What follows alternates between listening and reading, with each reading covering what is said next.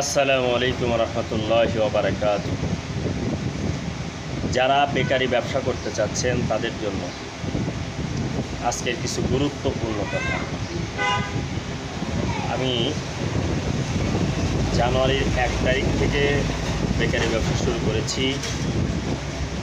আল্লাহর রহমতে খুব ভালোই পাচ্ছি। আপনারা যারা বেকারি ব্যবসা করতে চান, কত টাকা পুঁজি লাগবে, কি কি মেশিন লাগবে, এই সম্পর্কে আজকে আপনাদের সাথে আলোচনা করব। মোটামুটি 8 থেকে 10 লাখ টাকা লাগবে, আর ভালো পজিশন একটা দোকান লাগবে। লাইভ বেকারি, নগদে বানাবেন, নগদে বিক্রি করবেন। তো বেকারি ব্যবসা করতে গেলে আপনাকে টোটাল 4টা মেশিন কিনতে হবে। একটা হলো ওভেন মেশিন, যেটার ভিতরে গরম করা হয়,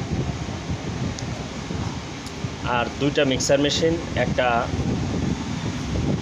ব্রেড স্লাইসার, অর্থাৎ রুটি পিস পিস করে কেটে দেবে এই মেশিন। আর পাশাপাশি আরেকটা মেশিন লাগবে, সেটা হলো একটা মাইক্রো ওভেন লাগবে। তো এই গেল আপনার 5টা মেশিন। এই 5টা মেশিনের পিছনে আপনার খরচ হবে 1.5 লাখ, 3 লাখ, 4.5 লাখ, 5 লাখ, 5 লাখ, 5.5 লাখ টাকার মতো খরচ হবে আপনার এই 5টা মেশিনে।